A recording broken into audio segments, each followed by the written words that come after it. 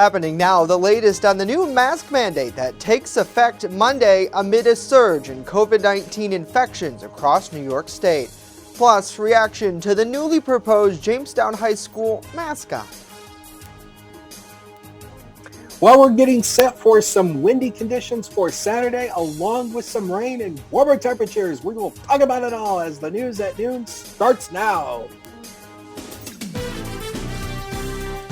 Live and on demand, this is WNY News Now.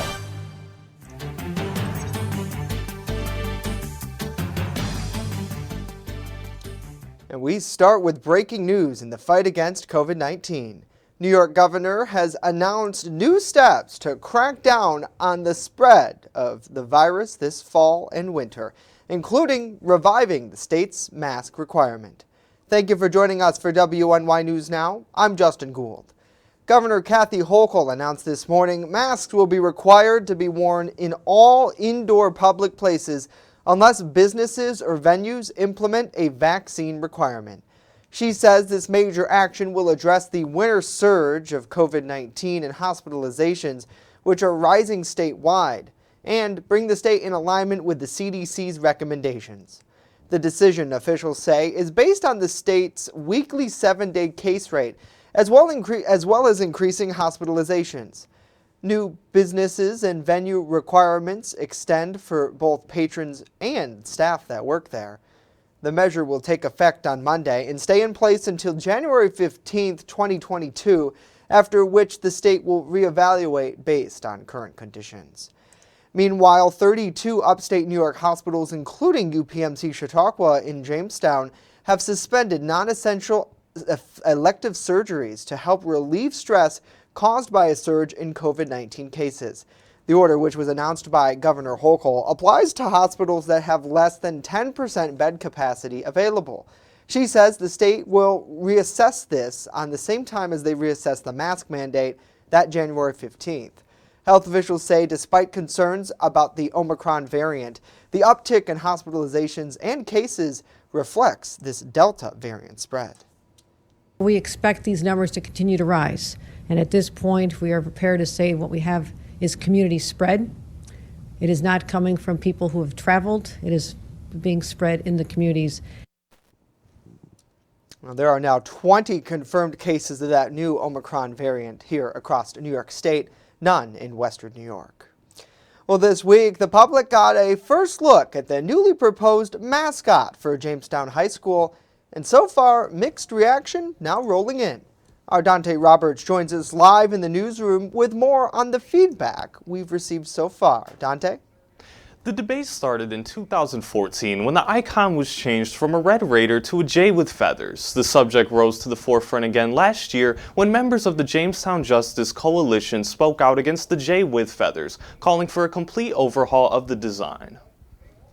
After a lengthy search for a new mascot, the district turned to the past, modernizing a previous logo of a big cat similar to a panther. Area teacher and Justice Coalition member Justin Hubbard sees this as a positive step for the school. It's not really about anybody in Jamestown. It's about Native American people and how they are affected by this.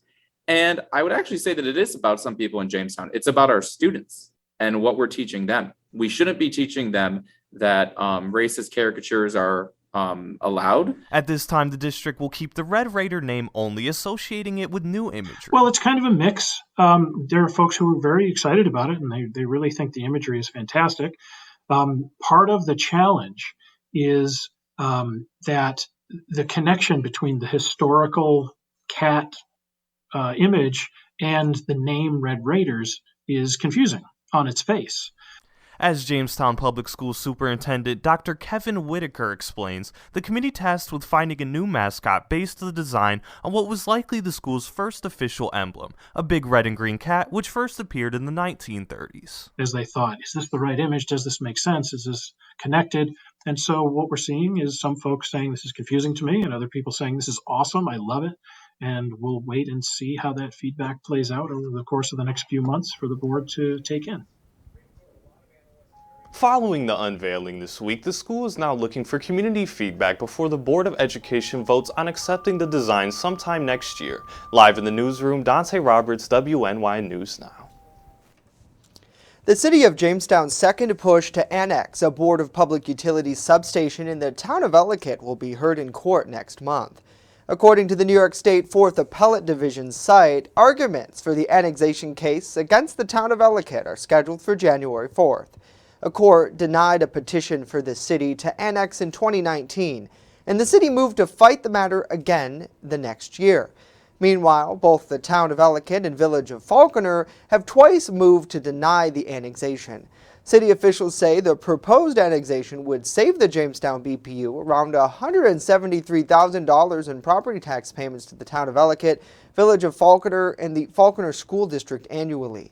A decision from the court, however, might not be made for several months after the hearing. A longtime community tradition here in Jamestown will return to the stage this weekend. The Chautauqua Regional Youth Ballet's Nutcracker performance will take place at the Regina Center for the Arts tonight at 7:30 and Saturday at 3 o'clock. This is the first time the group has been able to host the show since the pandemic shut down their theater production last year. Now taking the spotlight is guest artist Spencer Keith, who will perform the role of Cavalier, and Maya Swanson, who will be the Sugar Plum Fairy. Additionally, dancer Annie Johnson will play Clara, and Telly Ortiz will partner as her prince. Elizabeth Bush, the executive director of the group, says this performance is perfect for the whole family. It starts out with a Victorian party scene, and from there it goes into a midnight battle, which kids love. There's little mice and soldiers that come to life, and the Rat King and the Nutcracker Prince.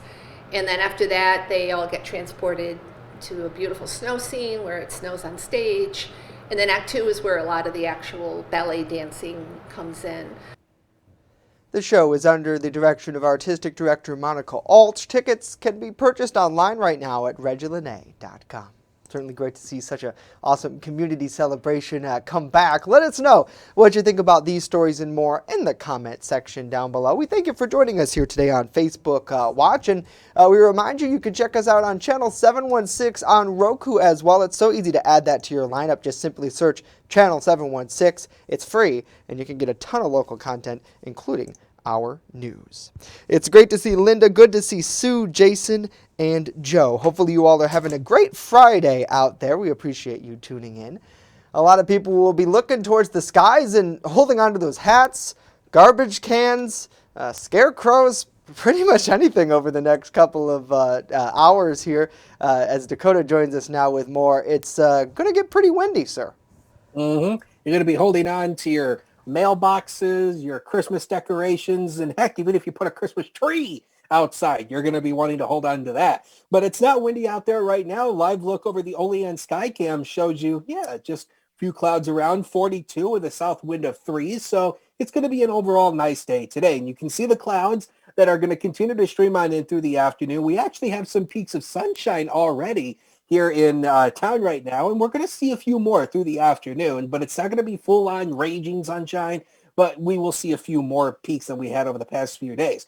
31 is where we topped out yesterday.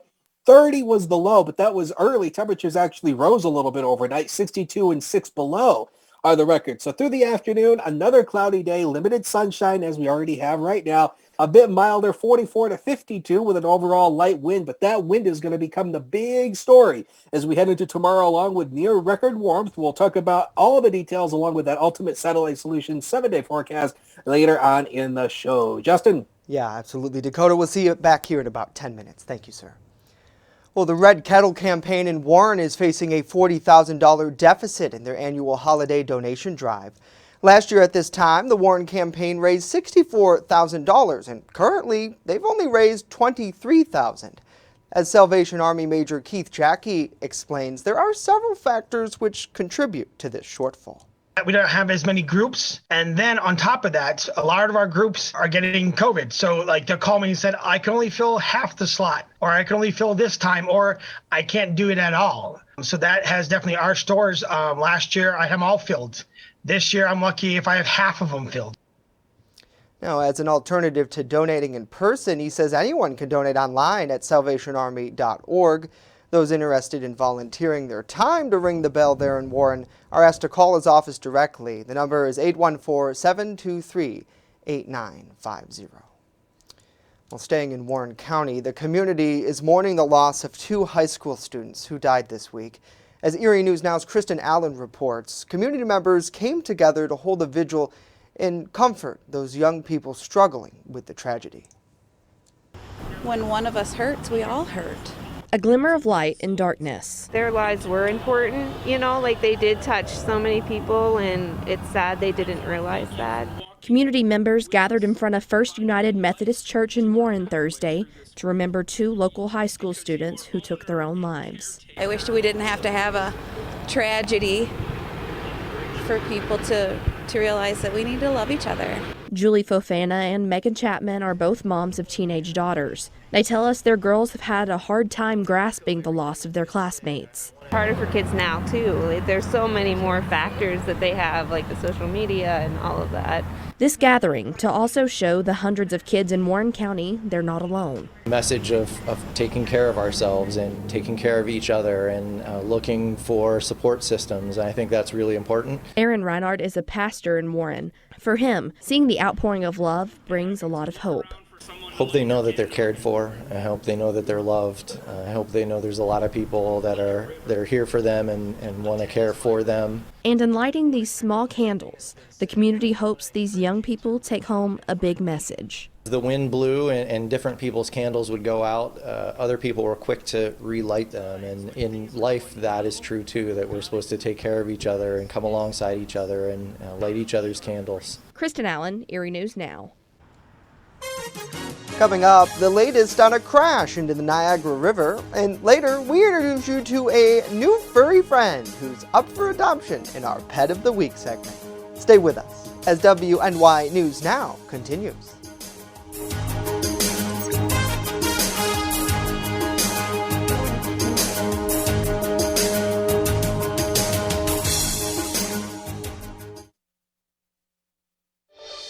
Happy holidays from WNY News Now.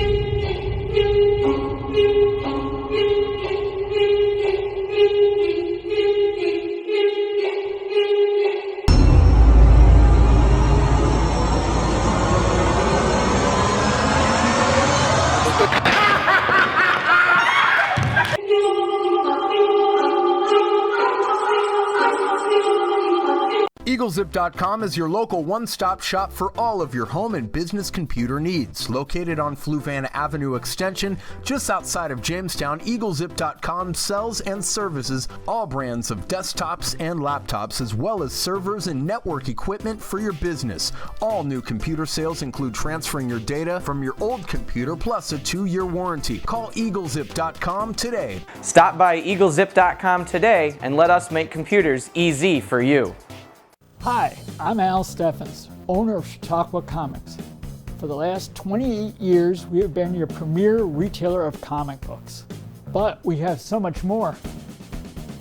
Located at 214 Fairmount Avenue in Jamestown, the shelves are stocked with everything from superhero to classic G.I. Joe and Star Wars. Looking for Pokemon? Chautauqua Comics has it all. If you have any questions, stop in today or give us a call. Chautauqua Comics, Al speaking. Welcome to Honest John's Pizzeria, where you are the most important customer. Everything from freshly made subs to the best of pizza and wings, Honest John's has it all. And don't forget the ice cream! Order online today or check out our 2 great locations with buffets ready for every appetite. Don't I have the best job in the world?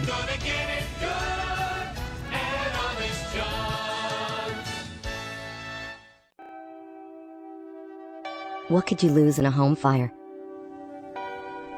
Your possessions?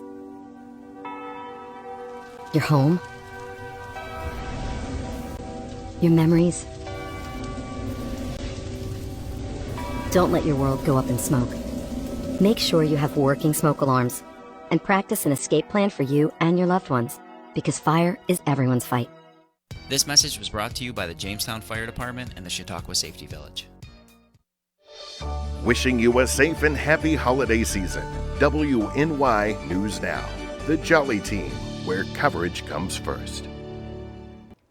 According to authorities, the woman who died when her car went into the icy rapids above Niagara Falls likely drove into the river on purpose. New York State Park Police say the crash appears to be an intentional act, and their investigation is still ongoing. The driver, a woman in her late 60s who lived in the area, was pulled from the river Wednesday by a U.S. Coast Guard swimmer who descended by a cable from a hovering helicopter, landing on top of the mostly submerged vehicle in the churning waters, then climbing in through its window. At the time, the sedan was stuck on rocks but was perilously close to going over the banks of the American Falls, one of the 3 waterfalls that makes up Niagara Falls. Well, as of yesterday, the car remained mostly submerged in that fast-moving water about 50 yards upstream from the edge of the falls. Officials were trying to determine on how to get it out of there. Authorities have not officially identified the woman who died before rescuers could get to the vehicle. Her cause of death is still being determined. Well, testimony in the Pennsylvania Public Education Funding lawsuit highlighted serious issues facing schools around the Commonwealth. WNY News Now State Capitol correspondent Brendan Scanlon tells us how COVID-19 has exacerbated problems with school infrastructure and other services. This week, testimony in the fair funding trial painted a grim picture of what a normal school day looks like for many students around the Commonwealth. And we also heard a lot about facilities issues. In underfunded schools, storage closets and locker rooms are being used as classrooms. Deborah Gordon-Clare is the executive director of the Education Law Center, one of the 2 law centers that filed a case on behalf of petitioners. We heard about a section of a school where 125 young children have to share one toilet. She says the pandemic exacerbated both educational and physical inequities among schools. Some schools had the resources and space necessary when COVID hit, but others, their facility challenges predated COVID, but certainly have been exacerbated. And locally, superintendents echoing similar concerns, saying the impacts of underfunding must be addressed.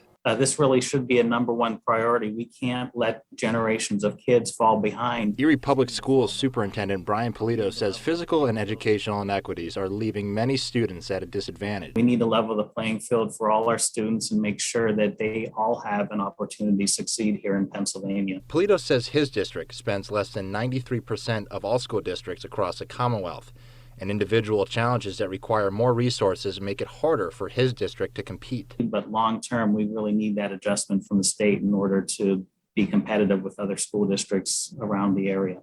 Your education shouldn't be based on your zip code. We should be able to offer the same type of programming to all students in Pennsylvania. And Polito hopes the trial will be able to do just that.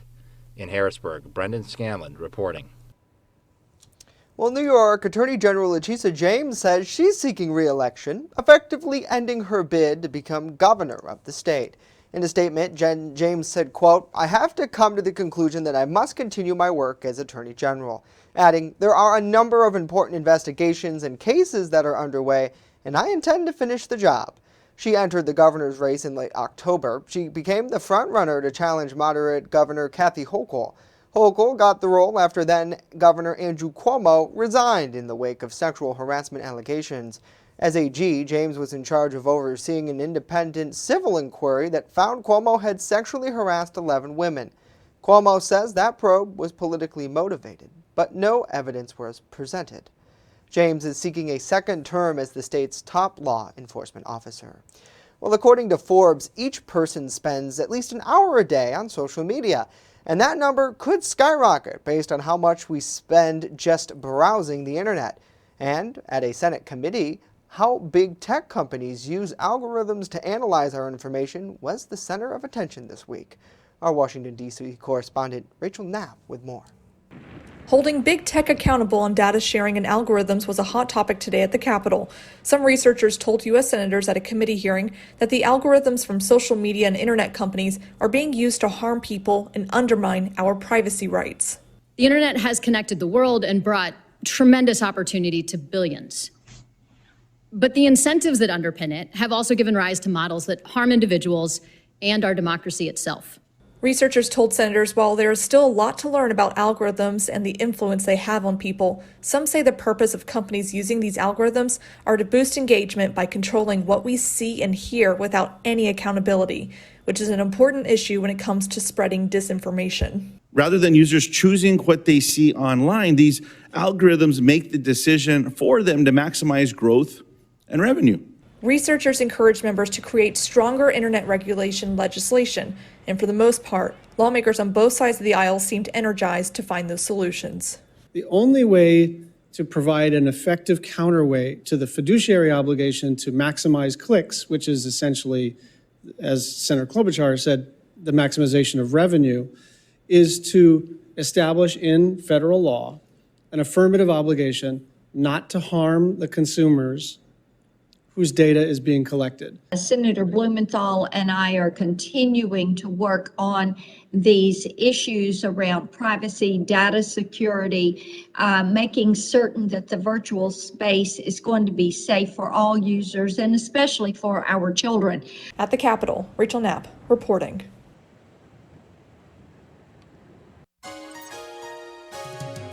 Fast, accurate, and everyday. First Defense Weather. Security is a very big issue, especially on this day on the internet. Let's take a look at the temperatures through the month so far as we run here. And even though we've only worked through 9 days of the month, we're actually running not too far above average here. 34.4, that's about 1.5 degrees below normal for for what's coming our way. If only you could hear what I hear. The current temperature is 42 as of noon hour. No wind to speak of and no wind chill either. But let's get right into the winds because that's really going to be the main story as we go into tomorrow. Widespread rain showers are going to come our way tonight and then through the day tomorrow. The winds are going to increase. Southwest 20 to 45 with some wind gusts 45 to even 65 miles per hour at times. And we're talking record warmth here. Again, we've been talking about this all week long. But this will be coming our way. So there is a high wind warning in place for Chautauqua County and northern Erie County. That's right near the lakeshore. That starts tomorrow and goes until 11 o'clock tomorrow night, along with a lakeshore flood warning. Again, with these strong winds could cause some lakeshore flooding. So again, records, we're going for it. 58 is what we're forecasting for tomorrow. The record is 55, set 124 years ago back in 1897. So the satellite and radar composite temperatures actually warmed up overnight a little bit because we had a weak front that moved on through. But all of that you see out towards Minneapolis, that's going to be dropping our way. And it's going to first start as rain, then change over to snow as we get colder air. So the newest Weather Future Scan shows you really nothing through the day, just clouds around, maybe a few peaks of sunshine. Then we get into these rain showers through the evening and the overnight hours, and this is going to continue through the day on Saturday while the winds really increase. Then we shove a cold front through the area later Saturday. So the highs tomorrow will likely be early afternoon highs. Temperatures will fall likely into the lower 40s by the end of the day. And here's what we're talking about for wind gusts. Now, this is by 4 o'clock in the morning. And again, wind gusts, 20 to 40 miles an hour. You might be thinking, what in the world are these weather people talking about? It's not that bad. But look at where the winds go as we go through the day on Saturday. Yeah, we're talking wind gusts likely 50 to 60, even close to 70 miles an hour in spots near the shoreline. So it will be a breezy day on Saturday. Now, the next 7 days of your life are coming up on the screen powered by Ultimate Satellite Solutions. So again, we highlight tomorrow in red for that wind potential along with the record warmth. We back down to 40 again on Sunday. The sun returns sunalicious. That's a new word we made up for Monday. Then look at the temperatures go up. I don't think Thursday will be a record breaker, but we put the record on there anyway, which is 60 back in 1975. We'll take a break and be right back. Don't go away.